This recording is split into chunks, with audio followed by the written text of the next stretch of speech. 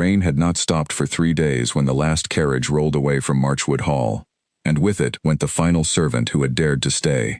Duke Edmund Hale stood at the tall window of his study, watching the wheels cut through the mud of the drive, and he did not move even when the sound faded into nothing. He was 34 years old, and in the space of 11 months he had lost his wife, his household, and, some in the village whispered, his mind. 6 weeks earlier, the great house had still echoed with footsteps. 40 servants had once kept Marchwood running like a fine clock, from the kitchens below to the nursery above, a nursery that had never been filled with a child, because Duchess Eleanor had died before that chance was given to her. Fever had taken her in 4 days. One morning she had complained of a headache during breakfast, laughing it off as nothing more than too little sleep. By the following week, the entire county was dressed in black, and Edmund had stopped speaking above a whisper. He did not shout. He did not break furniture or drink himself into ruin, as some grieving men do. His decline was quieter, and, in its own way, more frightening to those who watched it happen. He simply withdrew, day by day, meal by meal, conversation by conversation, until the version of him that remained bore only a faint resemblance to the man who had once filled every room he entered with warmth and easy laughter. The butler, Mr. Whitfield, had served the Marchwood family for over 20 years, first under Edmund's father and then under Edmund himself. He was a patient man, accustomed to the quiet dignities and small dramas of a great house, but even his patience had limits. Dinner, once a lively affair with guests from every corner of the county, became a solitary and silent ordeal. Edmund would sit at the long table with a single-place setting, staring at the empty chair across from him where Eleanor used to sit, and he would eat almost nothing. One evening, after nearly a year of this, Mr. Whitfield entered the study to find the Duke exactly where he had left him that morning, in the same chair, in the same posture, as though time itself had refused to move forward in that room. The butler set down his tray of tea, cleared his throat, and said the words he had been rehearsing for weeks. He was sorry, he said, but he could not continue like this. He had given his life to this family, and he loved this house as though it were his own. But a man could only stand at the edge of another man's grief for so long, before he began to lose himself in it too. He had an offer from a household in the north, a quieter position, and he intended to take it. Edmund did not argue. He did not even look up from the fire. He simply nodded once, as if he had expected this all along, and told the butler he was free to go with his blessing and a generous reference. Mr. Whitfield left the following morning, and though he wept in the carriage, he did not turn back. After the butler went, the household seemed to unravel all at once, as though his departure had been the single thread holding the rest of the tapestry together. The cook, Mrs. Dunmore, had been the next to leave. She had cooked for the Marchwood family since Edmund was a boy, learning to walk in the kitchen garden, sneaking bread from her ovens when she was not looking. She loved him the way one loves a child one has watched grow into a man, but even her devotion had its breaking point. For 3 weeks straight, Edmund refused every meal she prepared. Trays went up to the study untouched and came back down cold. She tried everything she knew, the dishes he had loved as a boy, the soups Eleanor herself used to request, even simple bread and butter, hoping something familiar might coax him back to the table of the living. Nothing worked. On the day she finally packed her bags, she left a note in the kitchen rather than face him directly, unable to bear watching his face as she said goodbye. The note said only that she could not watch a man starve himself of grief and food both, and that she hoped one day he would forgive her for leaving before he was ready to be helped. Lady Charlotte, Edmund's younger sister, had tried longer than most. She visited every fortnight in the early months, bringing news of the county, gentle jokes, anything to draw her brother back into conversation, but each visit left her more exhausted than the last. She would sit across from him in the drawing room, speaking into a silence so complete it felt like speaking into a well, waiting for an echo that never came. Eventually, her own husband gently suggested that her visits were doing her more harm than good, and that perhaps Edmund needed to find his own way back, in his own time, without an audience to witness his struggle. She stopped visiting in the spring, though she wrote letters that went, for many months, unanswered. One by one, this was how the great house emptied, not through cruelty or scandal, but through the slow and ordinary exhaustion of loving someone who could not, or would not, love himself enough to keep living. Gardeners left because there were no instructions given for the grounds. Footmen left because there was no one left to receive at the door. Maids left because a house without warmth is a difficult place to spend one's days, no matter how generous the wages. By the time the last carriage disappeared down the drive that rainy afternoon, only 4 servants remained at Marchwood Hall, and within another 2 months, that number would fall to 1. Her name was Alice Bennet, and she was 22 years old, though something in her manner made her seem both younger and older than her years all at once. She had come to Marchwood as a housemaid 3 years before Eleanor's death, the daughter of a tenant farmer who had lost his land to poor harvests and worse luck. She was quiet by nature, not from shyness but from a kind of careful watchfulness, as though she preferred to understand a room fully before she spoke into it. The other servants had liked her well enough, though few claimed to know her closely. She kept to herself, did her work without complaint, and rarely joined in the gossip that filled the servants' hall on quiet evenings. When the household began to empty in those difficult months after the Duchess died, Alice noticed something the others seemed not to. She noticed that Edmund was not simply a grieving man being difficult for the sake of it. She noticed the particular way his hands trembled when he thought no one was watching, the way his eyes lingered on the doorway each evening as though still expecting his wife to walk through it, the way his voice, when he did speak, sounded like a man remembering a language he used to know well, but had almost entirely forgotten. She did not tell anyone what she saw, because she did not think words would help. Instead, she began to act. At first, her actions were small enough that no one, least of all Edmund, took much notice. She began leaving a pot of tea outside the study door each evening at the same hour, whether or not it had been requested. When the nights grew cold and the fires were neglected because there was no one left to properly tend them, she took it upon herself to keep his study fire burning long after her official duties for the day had ended. She found Eleanor's old shawl, crumpled and forgotten by the window where Edmund had left it many months before, unable to bring himself to touch it, and she quietly mended its frayed edges and folded it with care, setting it back exactly where she had found it, as though she understood without being told that some things needed to be respected rather than removed. The housekeeper, Mrs. Pruitt, one of the last remaining servants besides Alice, asked her once why she bothered with such things, when the Duke barely seemed to notice anyone around him at all. Alice only shrugged and said that someone needed to keep the house alive, even if its master had temporarily forgotten how. Mrs. Pruitt herself left not long after, following a letter from her sister in another county, offering steady work and the promise of better company. She apologized to Alice before she left, saying she felt guilty abandoning her to face the empty house alone, but she simply could not bear the weight of it any longer. Alice told her she understood completely, and wished her well, meaning every word of it. She held no anger toward those who left. She understood, perhaps better than anyone, how heavy grief could become when carried by too many hands for too long. By late autumn, Alice Bennet was the only servant remaining at Marchwood Hall. The village had begun to talk, as villages always do when a great house falls quiet. Some said the Duke had lost his mind entirely, and would soon be sent away to be cared for by physicians in the city. Others whispered that the house itself was cursed, that Eleanor's ghost walked its halls at night, driving away any living soul who dared to stay too long within its walls. Still others simply pitied him, shaking their heads over their evening meals and saying what a terrible shame it was, a man so full of promise brought so low by sorrow. None of them knew that within those walls, a quiet young woman continued to rise each morning before dawn, light the fires, prepare what small meals she could manage on her own, and carry on the rhythms of a household as though it still had 40 hands instead of one. She dusted rooms no one would see. She kept the gardens from falling into complete ruin, pulling weeds in the early hours before her other duties began. She answered what correspondence she was able to answer herself, and set aside the rest in careful, organized stacks for the day Edmund might be ready to face it. She never once considered leaving. It was not that she did not understand why the others had gone. She understood perfectly well. Grief on such a scale was exhausting to witness, let alone to live beside day after day. But something in Alice refused to add her name to the long list of those who had abandoned Edmund Hale in his darkest hour. Perhaps it was because she too had known loss, having buried both her parents before she turned 18. Perhaps it was simply her nature, steady and unshaken by storms that sent others running for shelter. Whatever the reason, she remained, quiet and constant, in a house that had otherwise emptied itself of every living soul but two. One evening in late November, as the first frost settled over the grounds of Marchwood Hall, Edmund sat alone in his study, as he had every evening for nearly a year. The fire burned steadily, as it always did now, though he had long since stopped wondering who kept it lit. A cup of tea sat cooling on the small table beside his chair, untouched, as most things were left untouched in that house those days. He looked, that night, older than his 34 years. His once neatly kept beard had grown wild and unkempt. His clothes, though clean, hung looser on his frame than they once had. His eyes, when the firelight caught them, held the particular emptiness of a man who had stopped expecting anything good to happen to him ever again.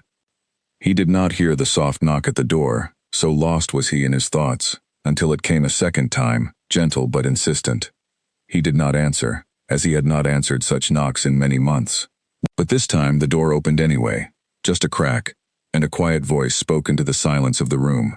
It was Alice, standing in the doorway with a fresh tray in her hands, her expression calm and unbothered by his silence, as though she had expected nothing else and was disappointed by nothing either. She said simply that she had noticed the last tray had gone cold and untouched, and she thought perhaps he might try again with something warm. Edmund looked at her for a long moment, as though seeing her clearly for the first time in longer than he could remember. He did not recognize her name, though he vaguely recalled a quiet presence moving through the house these past months, tending to small things he had barely registered. He asked her, in a voice roughened from disuse, who she was. She told him simply, Alice Bennet, housemaid. She had served the household for 5 years now, 3 of them before the Duchess's passing. He asked, then, the question that had clearly been sitting unspoken in the room for weeks, perhaps longer. He asked why she remained, when every other soul who had once called Marchwood home had long since fled its silence and its sorrow. Alice considered the question carefully, as she considered most things, before she answered. She said only that someone ought to stay, and that she saw no reason it should not be her. She did not offer sympathy, as so many others had offered before her, hollow words meant to fill an unbearable silence. She did not tell him that time healed all wounds, or that Eleanor would have wanted him to move forward, or any of the countless things well-meaning people had said to him in the early months of his grief, words that had felt, each time, like small cruelties dressed up as kindness. She simply set the tray down, added a log to the fire though it did not strictly need one, and turned to leave the room as quietly as she had entered it. Edmund watched her go, and for the first time in nearly a year, something other than grief stirred faintly within him. He could not yet name what it was, curiosity perhaps, or something smaller and more fragile than that, something that had not yet earned a name, but that would, in the months to come, grow into something neither of them could have predicted on that cold November evening, when the last light of a dying fire flickered across the face of a duke, who had been abandoned by everyone but one quiet maid, who simply refused to leave. The scream came from the east wing just after midnight, sharp and sudden enough to tear Alice from her sleep and send her running through the darkened corridors with a single candle shaking in her hand. She found Edmund on the floor of his bedchamber, tangled in his sheets, his face pale and drenched in sweat, his breathing ragged, as though he had been running for miles rather than lying in bed. It was not the first time this had happened, though Alice had never before witnessed it directly. The old housekeeper had mentioned it once, months earlier, before she left. A brief and troubled remark about nights when the Duke's cries could be heard through the walls, followed always by silence and never any explanation given in the morning. Alice knelt beside him without hesitation, setting the candle on the floor and taking his shoulder firmly enough to anchor him back to the present moment. She did not know, in that instant, whether such familiarity was permitted between a maid and her master, and in truth she did not pause long enough to consider it. His eyes were open but unseeing, fixed on something only he could perceive, some private horror replaying itself behind his gaze. She spoke his name, quietly but clearly, again and again, until slowly, painfully, recognition returned to his face. He did not explain himself that night, and she did not ask him to. She simply helped him back onto the bed, brought him water from the pitcher on his dresser, and sat in the chair beside him until his breathing steadied, and his eyes, heavy with exhaustion, finally closed once more. She remained there until dawn, unwilling to leave him alone with whatever memory had chased him from his sleep. In the morning, neither of them spoke of what had happened. Edmund descended to his study as he always did, and Alice returned to her duties as though the night before had been nothing more than a passing dream. But something between them had shifted, quietly and without announcement, the way ice begins to crack long before the sound of breaking reaches the ear. It was nearly a week later, on a gray afternoon heavy with the threat of snow, that Edmund finally spoke of it. Alice had brought his midday meal. A simple broth she had learned, through careful trial, was one of the few things he could still be persuaded to eat. As she set the tray down, he asked her, without looking up from the papers scattered across his desk, whether she had told anyone about the incident in his bedchamber. She answered honestly that she had not, and that she had no intention of doing so. It was not her place to carry tales about her employer's private struggles, she said, and besides, there was no one left in the household to tell even if she had wished to. He looked up at her then, studying her face for a long moment, as though trying to determine whether her words could truly be trusted. Whatever he saw there seemed to satisfy him, because his shoulders eased slightly, and he set down his pen. He told her, Then, in halting sentences that seemed to cost him great effort, that the dreams had begun shortly after Eleanor's death, and had never once relented. In them he was always trying to reach her, running through corridors that stretched impossibly long, or standing helpless at her bedside as the fever took her again and again, every single night, as though his mind refused to let the loss end even in sleep, the one place a man might reasonably hope to find some rest from his waking sorrows. Alice listened without interrupting, without offering the easy comforts that others had offered before and that he had so plainly grown to distrust. When he finished speaking, she said only that grief, in her experience, was not something a person moved past so much as something they learned to carry differently over time, until one day the weight, though never fully gone, became bearable enough to walk with. He asked her quietly how she had come to know such things at so young an age. She told him then of her own parents, both lost within a year of each other when she was 17, her father to a fever much like the one that had taken Eleanor, her mother to a grief so complete that some in her village said she had simply willed herself to follow her husband into the ground rather than face the world without him. Alice had been left entirely alone at 17, with no inheritance beyond a small cottage that was soon lost to debts she had not known existed, and she had come into service at Marchwood not out of any particular calling but out of simple necessity, because a person must eat and must have somewhere to sleep, whatever sorrows they carried privately within them. Edmund was quiet for a long while after she finished. Then he said, in a voice barely above a whisper, that he was sorry, and that he had never once thought to ask about the lives of those who served him, before this moment. It was the first real conversation they had shared, and it would not be the last. Over the following weeks, a fragile routine began to establish itself between them, one built not on the formal distances of master and servant, but on something quieter and more genuine. Edmund began, tentatively, to eat proper meals again, not because Alice pressed him to, but because she made a habit of sitting with him while he did, filling the silence not with hollow comfort, but with small observations about the estate, the weather, the state of the gardens, anything that gave him something outside his own grief to fix his attention upon, if only for a few minutes at a time. She never pushed him toward recovery, never suggested he ought to be further along in his healing than he was, never compared his grief to some imagined timeline by which a proper mourning period should conclude. This, more than anything, seemed to be what allowed him to slowly lower his guard around her. Every other person who had tried to help him in the past year had, in some fashion, wanted something from him in return, whether it was to see him return to his old self, or to resume his social duties, or simply to stop being a source of worry to those around him. Alice wanted nothing of the sort. She seemed content simply to let him grieve at whatever pace grief demanded, offering her presence without conditions attached. It was in early December, during one of the worst snowstorms the county had seen in years, that the fragile peace of the house was tested in a new way. A messenger arrived, half frozen, with an urgent letter for the Duke from his solicitors in London, warning that certain matters concerning the estate's finances required his immediate attention, matters that had been neglected for nearly a year while Edmund remained sequestered at Marchwood, unable or unwilling to engage with the practical business of his title. The letter detailed debts that had accumulated, tenants whose concerns had gone unaddressed, and whispers among the wider family that perhaps the estate itself, and Edmund's fitness to manage it, ought to be brought before the courts if matters did not soon improve. It was, in short, a warning that his continued withdrawal from the world carried consequences reaching far beyond his own private sorrow. Edmund read the letter in his study and, for the first time in many months, Alice saw something other than grief flicker across his face. She saw fear, sharp and sudden, the fear of a man realizing that the walls he had built around his pain had also, without his noticing, allowed the wider world to begin closing in around him in far more dangerous ways. He did not know what to do. The steward who had once managed such matters had left, like everyone else, months before, unable to secure clear instructions from a master too consumed by grief to provide them. There was no one left in the household with any knowledge of estate business except, as it happened, Alice herself, who had spent countless childhood evenings watching her own father struggle to keep his tenant farm afloat, learning by necessity the basic language of debts and ledgers and the delicate art of managing land that did not quite belong to oneself.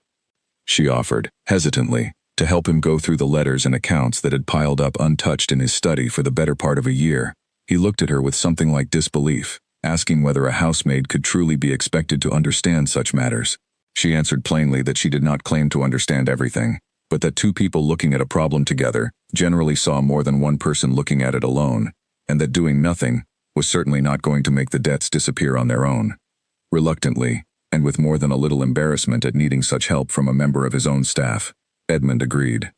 What followed was a strange and difficult season for them both. Late into the evenings, long after Alice's official duties should have ended, the two of them sat together in the study, poring over ledgers and letters by candlelight, sorting through months of neglected correspondence.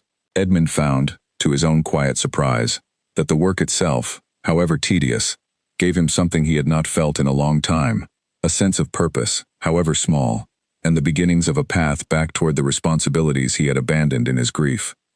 Alice, for her part, discovered a version of Edmund that had been buried beneath the weight of his sorrow, a man who, when given a problem to solve, still possessed the same sharp mind and quiet determination that had once made him so well regarded throughout the county. She saw glimpses of humor return to him during those long evenings, small jokes at the expense of a particularly confusing ledger entry, a dry comment about the incompetence of a solicitor's handwriting. Nothing grand, but enough to remind her that the man before the grief had not vanished entirely. He had simply been waiting, patiently, for someone to help him find his way back. Word of the Duke's quiet efforts to set his affairs in order eventually reached his sister, Lady Charlotte, who had all but given up hope of her brother ever recovering his senses. She wrote to him, cautiously, asking whether the rumors reaching her were true, that Marchwood's steward had returned, or perhaps a new one had been hired to manage the estate's troubled finances. Edmund, in a letter that took him several attempts to compose, admitted the truth. There was no new steward, there was only a housemaid, the last one remaining in his service, who had refused to abandon him when every other soul had done so, and who had, through nothing more than steady patience and quiet competence, begun to help him find his way back into the world of the living. Lady Charlotte did not know quite what to make of this news, and though she said nothing critical in her reply, a certain caution crept into her subsequent letters, a wariness Edmund did not yet fully understand but that would, in time, grow into something far more complicated for both himself and Alice to navigate. For now, though, in the depths of that hard winter, none of that mattered yet. What mattered was that for the first time in nearly a year, the fires of Marchwood Hall burned not out of quiet obligation, but out of something closer to hope, however small and fragile that hope remained. A carriage bearing an unfamiliar crest rolled up the drive of Marchwood Hall on a bright morning in late January, and before it had even come to a full stop, Alice felt a tightening in her chest that told her something had changed. She had grown over the past weeks to know the sound of every regular visitor to the estate, and this carriage belonged to none of them. The man who stepped down from it was tall and precisely dressed, with the kind of smile that never quite reached his eyes. He introduced himself to Alice, who answered the door herself since there was no footman left to do it, as Mr. Charles Whitmore, cousin to the Duke of Marchwood, and he informed her, with an air of practiced politeness, that he had come to see his cousin on a matter of some urgency. Edmund received him in the study, and Alice, though she had no legitimate reason to remain in the room, found an excuse to tend the fire longer than was strictly necessary, sensing that whatever business had brought this cousin to Marchwood was not the kind that boded well. She was right to be cautious. Charles Whitmore had come bearing concern dressed up as family loyalty, but beneath his carefully chosen words lay something far more calculating. He spoke of the letters that had reached the wider family, of whispers throughout London society regarding the state of Edmund's affairs, of concerned parties who wondered whether a man who had so thoroughly withdrawn from society for over a year, who had allowed his entire household staff to abandon him, who now relied, it was said, on a single housemaid to manage matters of estate and finance, might not be entirely fit to continue managing his own affairs without oversight. Edmund's face had gone pale by the time his cousin finished speaking. He asked, in a voice tight with barely controlled anger, what exactly Charles was suggesting. Charles spread his hands in a gesture of false regret, saying he suggested nothing himself, only that certain family members, and indeed certain solicitors, had begun to discuss whether a petition ought to be brought before the courts, questioning Edmund's fitness to manage the Marchwood estate, and whether a guardian, or perhaps a more permanent arrangement, might better serve the family's interests, until Edmund had fully recovered from his grief. It did not escape Edmund's notice, nor Alice's, listening quietly by the fire, that Charles Whitmore stood to inherit a great deal should such a petition succeed, and should Edmund, still without an heir following Eleanor's death, be declared unfit to manage his own title and lands. Edmund's anger, so long buried beneath grief, rose now with startling speed.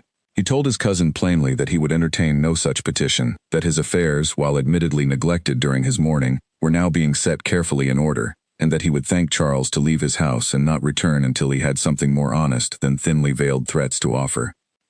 Charles did not argue further, but as he rose to leave, his eyes fell upon Alice for the first time, taking in her plain servant's dress, her quiet manner, the way she stood near enough to the Duke to suggest a familiarity that went beyond the ordinary duties of a housemaid.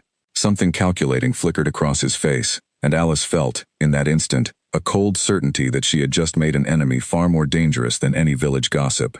He did not leave quietly.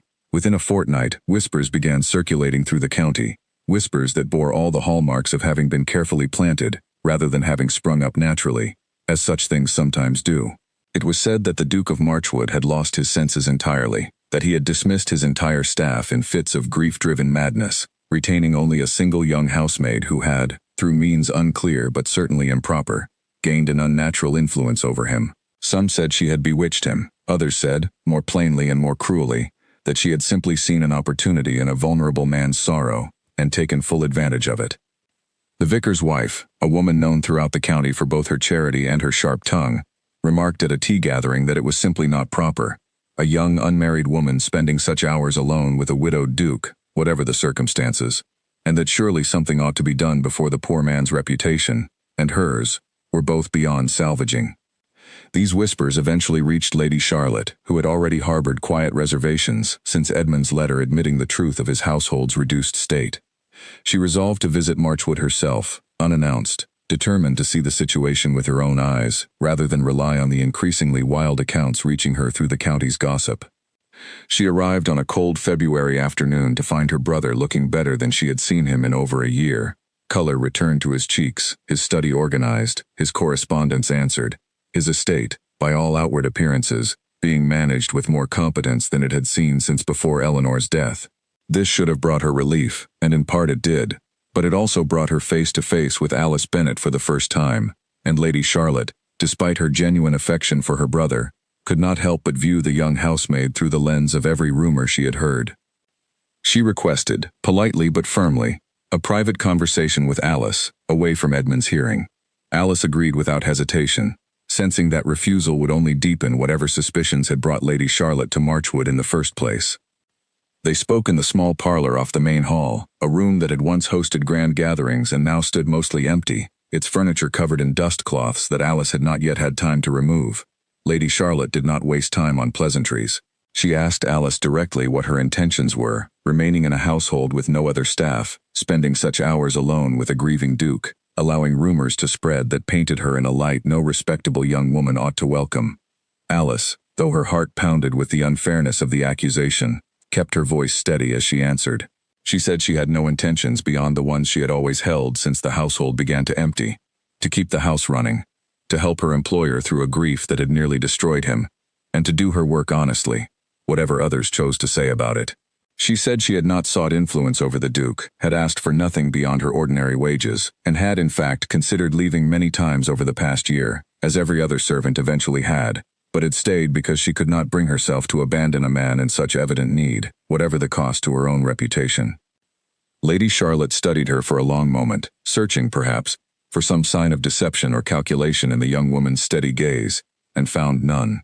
Still, she warned Alice, not unkindly but firmly, that whatever the truth of the matter, appearances mattered a great deal in their world, and that if Alice truly cared for Edmund's well-being, she ought to consider how her continued presence, however innocent, might be used as a weapon against him by those who wished to see him declared unfit. The warning struck Alice harder than any cruelty could have, precisely because she recognized the truth within it. She had not considered, in her quiet determination to stay and help, how her very loyalty might become the very thing used to destroy the fragile recovery she had helped Edmund build. That evening, Alice found herself unable to settle to her usual duties, her mind turning over Lady Charlotte's words again and again. She was still lost in this troubled contemplation, when Edmund found her in the kitchen, staring into the dying embers of the hearth fire without truly seeing them. He asked what troubled her, and though she considered, briefly, keeping the conversation with his sister private, she found she could not bring herself to hide it from him, not after everything they had shared these past months. She told him plainly of Charles Whitmore's visit, though Edmund already knew of that, and of the rumors circulating through the county, and of his sister's warning that Alice's continued presence at Marchwood, however well-intentioned, might provide exactly the kind of scandal Charles needed to press his petition before the courts. Edmund's jaw tightened as he listened, and when she finished, He was quiet for a long moment before speaking. He told her that he would not allow his cousin's greed, or the county's idle gossip, to dictate who was permitted to remain in his own household. That Alice had done nothing but show him more genuine kindness and loyalty than anyone else in his life, family included, and that he refused to reward such loyalty by casting her aside out of fear for his own reputation. But Alice, though moved by his conviction, pointed out gently that reputation, however unfair the standards attached to it, was not a small matter for a man in his position, particularly not while his very fitness to manage his own estate stood under threat.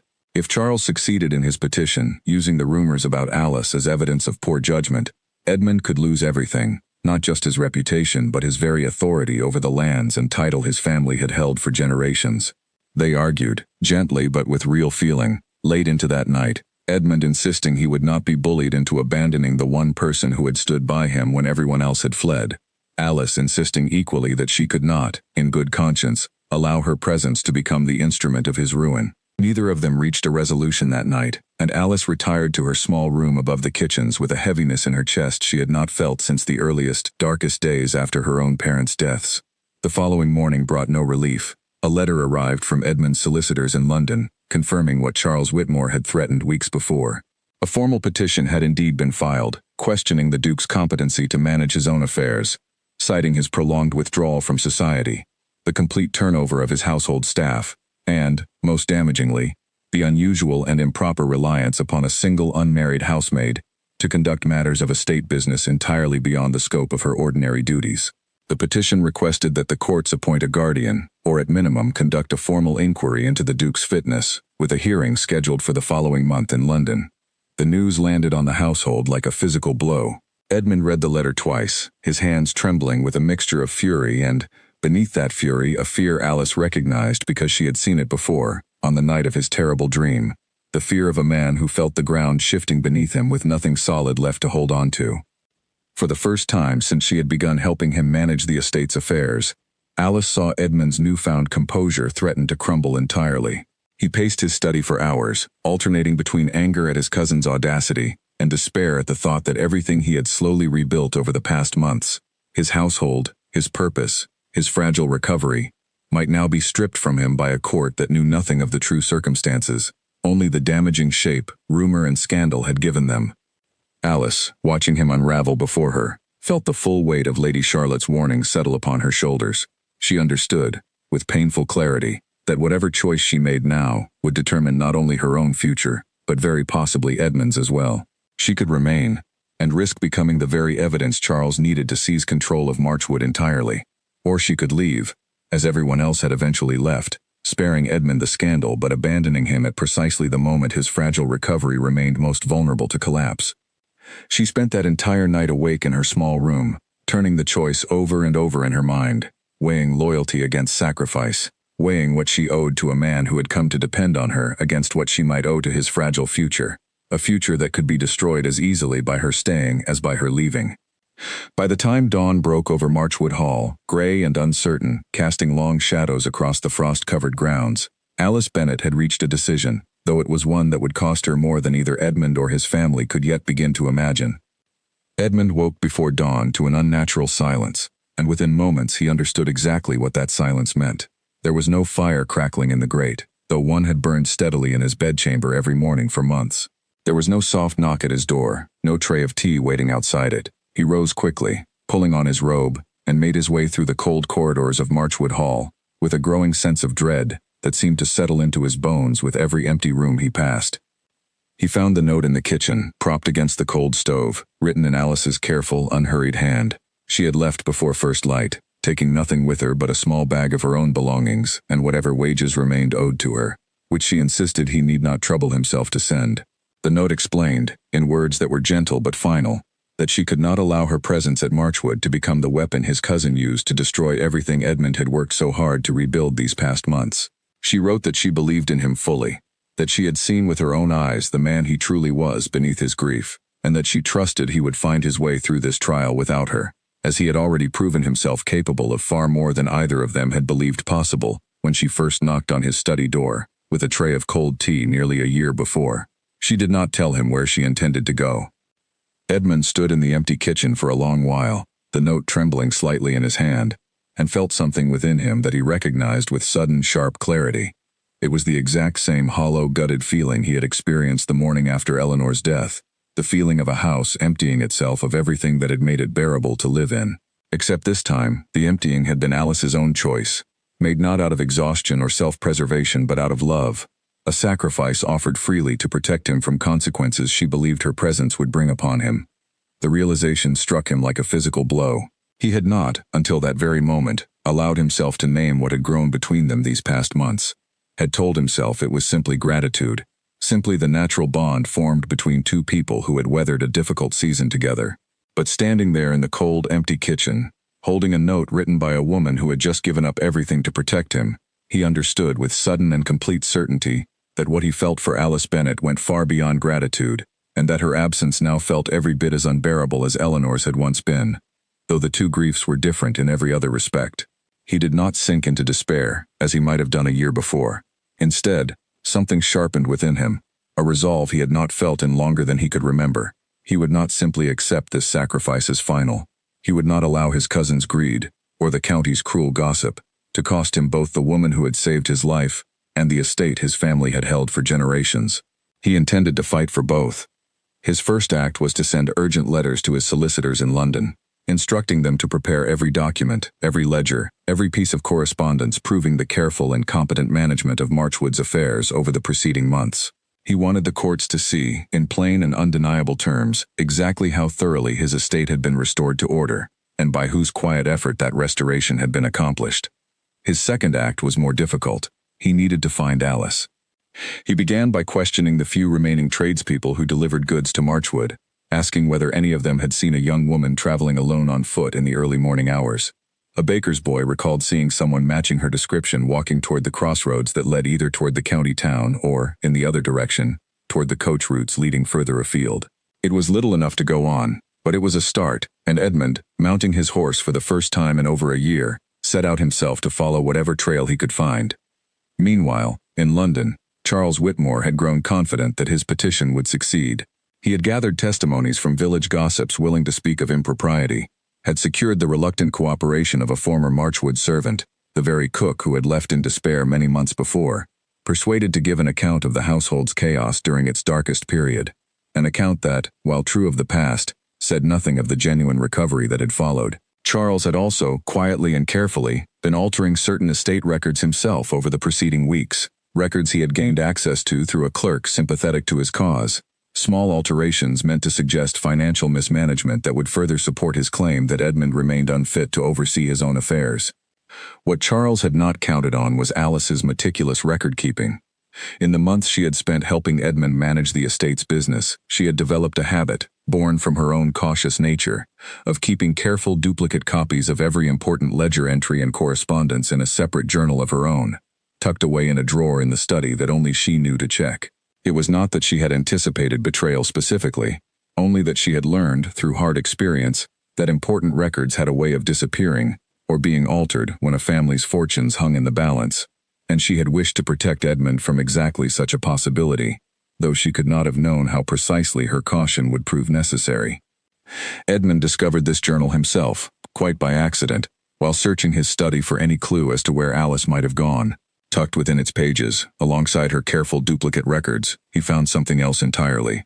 Notes Alice had made, weeks earlier, about a series of small but troubling irregularities she had noticed in certain estate accounts, discrepancies she had intended to raise with Edmund, but had apparently set aside during the chaos of Charles Whitmore's visits and the mounting pressure of the petition itself.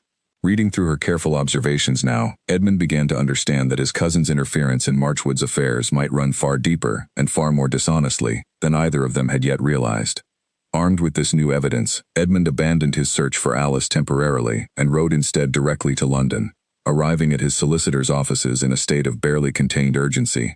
Together, working through the night, they cross-referenced Alice's careful notes against the official estate records, and slowly, methodically, uncovered clear evidence that certain figures had indeed been altered in recent weeks, alterations that traced back, through a chain of correspondence, to the very clerk Charles Whitmore had been quietly corresponding with for months. It was not, Edmund realized with a grim satisfaction that surprised even himself, merely a case of a cousin exploiting a grieving man's vulnerability through rumor and gossip. It was outright fraud, carefully planned and executed, intended to manufacture exactly the kind of evidence needed to convince a court that Edmund's estate had fallen into genuine disarray, when in truth, it had been quietly and carefully restored to order by the very woman Charles's petition sought to paint as the source of that disorder. The hearing was set to take place in a fortnight's time, and Edmund now had, for the first time since receiving his cousin's original threat, real grounds not merely to defend himself, but to expose Charles Whitmore's scheme entirely. Yet even as this new confidence settled over him, the deeper ache of Alice's absence remained, sharp and constant, a wound that no legal victory, however satisfying, could fully heal on its own. He resumed his search for her with renewed determination, once the necessary documents had been secured and entrusted to his solicitors. He traveled first to the county town, questioning innkeepers and coach drivers, and eventually learned that a young woman matching Alice's description had indeed taken a coach some days before, bound for a smaller town some 30 miles distant, where, as it happened, a distant aunt of hers was known to keep a small shop. Edmund arrived in that town on a cold, wind-swept afternoon, his horse exhausted from the journey, his own body aching with a fatigue he barely registered beneath the urgency driving him forward.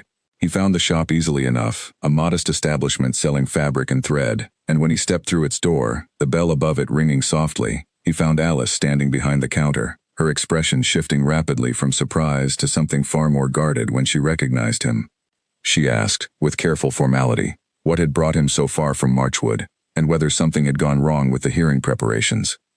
He told her plainly that everything had gone right, that he had discovered evidence of his cousin's fraud, that the petition against him now stood on the verge of collapsing entirely, and that none of it, not one piece of the evidence that would save his estate and his reputation both, would have been possible without her careful, quiet diligence, recorded faithfully in a journal she had left behind without a second thought for its importance. Alice's eyes filled with unexpected tears at this news, relief plain upon her face, though she remained standing carefully behind the counter, as though the physical distance between them still mattered, still needed to be maintained. Edmund crossed that distance anyway, coming to stand directly before her, and told her, in words far simpler than he had rehearsed on the long ride to find her, that he had not come merely to share news of the hearing. He had come because the house felt as empty without her as it had felt in the darkest days after Eleanor's death, and because he had realized, standing alone in his cold kitchen reading her farewell note, that what he felt for her was not gratitude, nor mere companionship born of shared hardship, but something far deeper, something he had believed himself incapable of feeling again after losing Eleanor, and something he was no longer willing to let go of out of fear for what others might say. Alice, though moved deeply by his words, reminded him gently that nothing had truly changed in terms of the practical dangers her presence at Marchwood might still pose, hearing or no hearing, evidence or no evidence. Society's judgment of a housemaid who shared such closeness with a duke would not simply vanish because his cousin's scheme had been exposed. Edmund acknowledged this, but told her that he no longer intended to let society's judgment dictate the shape of his life. Not after everything the past year had taught him about which relationships truly mattered, and which had proven, in his darkest hour, to be nothing more than convenient attachments abandoned the moment they became inconvenient. He asked her then to return with him to Marchwood, not as a housemaid managing his affairs in the shadows, but openly, and with whatever future she was willing to build alongside him, whatever form that future might eventually take. Alice did not answer immediately.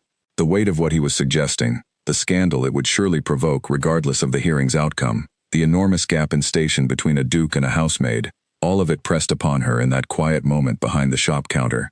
But when she finally looked up at him, meeting his eyes with the same steady, unshaken calm that had first drawn his attention on that cold November evening so many months before, she told him simply that she had never once regretted staying at Marchwood when everyone else had gone, and she did not intend to begin regretting it now, whatever came next. The courtroom in London was already crowded by the time Edmund arrived, its wooden benches filled with solicitors, family members, and a handful of curious onlookers, drawn by whispers of scandal surrounding the reclusive Duke of Marchwood. Charles Whitmore sat near the front, composed and confident in his fine dark coat, exchanging quiet words with his own solicitor, as though the outcome of the proceedings had already been decided in his favor. He turned once, briefly, as Edmund entered, and the small, satisfied smile that crossed his face suggested he still believed himself certain of victory.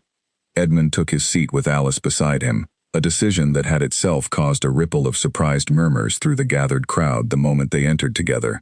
He had insisted she attend, not hidden away as a shameful secret but present openly, as the woman whose diligence had preserved his estate, and whatever whispers her presence provoked, he intended to answer them directly, rather than allow them to fester in the shadows any longer. The proceedings opened with Charles's solicitor presenting the case for the petition, painting a grim picture of a household fallen into complete disarray, a duke so consumed by grief that he had allowed every servant save one to abandon him, and had come to rely, in matters both domestic and financial, upon a young woman with no formal training and no proper standing to manage affairs of such consequence. The solicitor called forward the former cook, Mrs. Dunmore, who spoke, with evident discomfort, of the household's chaos during the months following the Duchess's death, confirming every detail exactly as it had happened, though carefully avoiding any mention of what had occurred since. Edmund's own solicitor rose next, and the courtroom's mood shifted noticeably as he began laying out, methodically and without embellishment, the true state of Marchwood's affairs over the preceding several months. He presented ledgers showing debts steadily reduced, tenant concerns addressed, correspondence answered, the estate's finances brought carefully back into order after a period of understandable neglect during a time of profound personal loss. He noted, pointedly, that such a recovery, undertaken with such evident competence, hardly suggested a man unfit to manage his own affairs, but rather one who had weathered a severe grief and emerged from it stronger and more capable than before. It was at this point that the true weight of the hearing shifted, as Edmund's solicitor produced the evidence gathered from Alice's careful journal, laying out in precise detail the alterations discovered in several key estate documents, alterations that traced directly back to correspondence between a clerk in the solicitor's own office and Charles Whitmore himself. A murmur swept through the courtroom as the documents were passed before the presiding judge, and Charles's confident composure began, for the first time, to falter visibly. His own solicitor attempted to object, suggesting the evidence had been improperly obtained or perhaps fabricated by parties with their own interest in discrediting the petition. But the judge, examining the documents himself with evident care, noted that the handwriting, the dates, and the clerk's own testimony, once he was called forward and questioned directly under the weight of the courtroom's scrutiny, left little room for such objections to stand. The clerk, faced with the prospect of his own prosecution for fraud, broke down within minutes of questioning and confirmed, in halting and regretful words, that he had indeed altered several records at Charles Whitmore's request and payment, in service of manufacturing evidence for the very petition now before the court. The courtroom erupted into a low buzz of astonished conversation, quickly silenced by the judge's stern call for order. Charles Whitmore sat rigid in his seat, the color draining from his face as the full weight of his exposed scheme settled over the room. Whatever sympathy the gathered onlookers had held for his concerns about his cousin's fitness evaporated entirely, replaced by open disdain for a man who had attempted to manufacture his own inheritance through fraud and deception, exploiting his cousin's genuine grief for nothing more than personal gain. The judge called a brief recess before delivering his judgment, and in that tense interval, Edmund felt Alice's hand find his own beneath the edge of the bench where they sat, her fingers cold but steady, and he held on to that steadiness as though it were the only solid thing remaining in a world that had, for the better part of a year, felt entirely unmoored. When the court reconvened, the judgment came swiftly and without ambiguity. The petition questioning Edmund's fitness to manage his own estate was dismissed entirely, the judge noting for the record that the evidence presented had, in fact, demonstrated remarkable and commendable diligence in restoring the estate's affairs following a period of genuine and understandable grief. A diligence owed in significant part, the judge acknowledged directly, to the careful efforts of the very woman the petition had sought to portray as a source of impropriety, rather than the source of stability she had, in truth, provided. Regarding Charles Whitmore's role in fabricating evidence, the judge indicated that the matter would be referred separately for criminal investigation, a development that effectively ended whatever standing Charles had once held within the wider family, and the county's good opinion alike. Charles left the courtroom that day a broken and disgraced man, his ambitions not merely thwarted but exposed before the very society whose good opinion he had once so carefully cultivated. He would, in the months that followed, quietly leave England altogether, unable to bear the weight of a scandal that followed him into every drawing room and gentleman's club where his name was once spoken with respect. Edmund and Alice left the courthouse together that afternoon into a cold but clear London sky, and for the first time in longer than either of them could easily remember, the future ahead of them felt, if not entirely certain, at least genuinely open, free of the shadow that had hung over Marchwood for so many difficult months. Lady Charlotte, who had attended the hearing herself, approached them both outside the courthouse steps, her earlier caution now replaced with something closer to genuine warmth. She admitted to Alice, with evident humility, that she had misjudged the situation badly, allowing rumor and social convention to cloud her judgment of a young woman who had, in truth, shown more loyalty and genuine care for her brother's well-being than anyone else in the family had managed during his darkest year. She apologized sincerely, and Alice, never one to hold grudges where genuine remorse was offered, accepted the apology with the same quiet grace that had carried her through every trial of the preceding months. The return to Marchwood Hall in the following weeks brought changes neither the estate nor the county had witnessed in a very long time.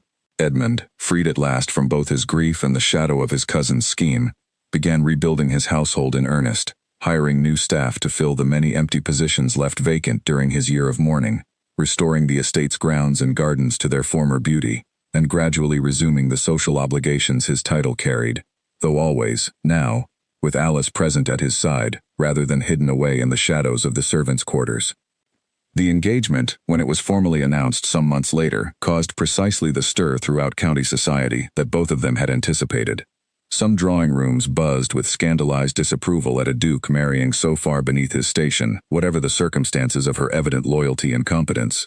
But far more, having witnessed the full truth of the courtroom proceedings, and the genuine transformation Alice's presence had wrought upon a man once thought lost entirely to his grief, found themselves quietly won over by the story of quiet devotion that had carried them both through such difficult circumstances. Mrs. Dunmore, the cook who had once left Marchwood in despair, wrote to Edmund shortly after the engagement was announced, asking, with evident hope, whether her old position might still be available should the household require additional staff for the wedding preparations. Edmund welcomed her back without hesitation, understanding well enough by now that people often left difficult circumstances not from any failure of loyalty, but from simple human exhaustion, and that such departures did not erase the genuine affection that had once bound them to this house and its family. Mr. Whitfield, the old butler, similarly returned, his northern position having proven far less satisfying than the years of loyal service he had once given the Marchwood family, and he wept openly upon seeing the estate restored to something resembling its former warmth, and upon meeting the young woman whose quiet steadfastness had accomplished what he himself had not found the strength to manage during that terrible year of grief. The wedding took place in early autumn, in the small chapel on the Marchwood grounds, with far fewer grand guests than tradition might have demanded for a duke's marriage, but with far more genuine warmth than most such occasions ever witnessed. Alice wore a simple gown of pale blue, refusing anything more elaborate despite Edmund's insistence that she deserved the finest silks and jewels his title could provide. She told him, with the same quiet practicality that had first drawn his attention so many months before, that she had never needed grand things to feel valued, only steadiness and honesty, both of which she had found in abundance during their difficult year together. Standing before the small gathering of restored household staff, tenant families, and the handful of relatives who had come to genuinely support the match, rather than merely observe its scandal, Edmund spoke his vows with a clarity and certainty that surprised even himself, considering how thoroughly he had once believed himself incapable of ever again finding happiness after Eleanor's death. He did not forget Eleanor in that moment, nor did he ever intend to. Her memory remained a quiet, gentle presence throughout the rest of his life, honored rather than erased by the new happiness he had found. But he understood now, standing before Alice, that grief and new love were not enemies competing for the same space in a person's heart, but rather companions that could, with patience and honesty, learn to coexist. In the years that followed, Marchwood Hall regained its old reputation as a place of warmth and generous hospitality, though it carried now a different character than it once had, shaped by the hard lessons of the difficult year that had nearly destroyed it entirely. Edmund became known throughout the county not merely for his restored fortune and title, but for a particular quality of kindness that had not been quite so evident in him before his grief, a genuine attentiveness to the well-being of those in his service, born directly from his memory of what it had felt like to be abandoned by nearly everyone he had once considered loyal, and to be saved, in the end, by the one person who had asked for nothing in return for her steadfast devotion. Alice, for her part, never forgot the lessons of her own difficult early life, and she used her new position not for personal comfort alone, but to ensure that no servant at Marchwood ever again felt as invisible or as easily discarded as she herself might once have felt, had she been a different sort of woman entirely. She established, within a few years of her marriage, a small fund to support servants who fell ill or found themselves in genuine hardship, a quiet initiative that spread, in time, to several neighboring estates as well, as other households began to follow the example set by the Duchess, who had once been nothing more than a quiet housemaid nobody thought to notice. Their story spread slowly through the county and eventually beyond it, told and retold in drawing rooms and servants' halls alike, though it lost, in each retelling, some of its harder edges, smoothed over into a simpler tale of a duke's grief and a housemaid's quiet loyalty. But those who had lived through it, who remembered the empty carriages rolling away down the drive, the cold winter of legal threats and manufactured scandal, the long nights of ledgers and candlelight that had slowly rebuilt a broken man's life, knew the truth ran deeper than any simple tale of romance. It was, in the end, a story about what remains when everything else has been stripped away, about the particular strength found not in grand gestures but in quiet, unglamorous persistence, in the simple decision, made again and again through the hardest months of a difficult year, to stay when leaving would have been so very much easier. Everyone else had abandoned the grieving Duke of Marchwood in his darkest hour, but one quiet maid had stayed behind, asking for nothing, expecting nothing, offering only her steady presence in a house that had forgotten what warmth felt like. And in doing so, she had saved not only his estate and his reputation, but the very possibility that a broken man might, given enough patience and enough genuine care, learn to live again.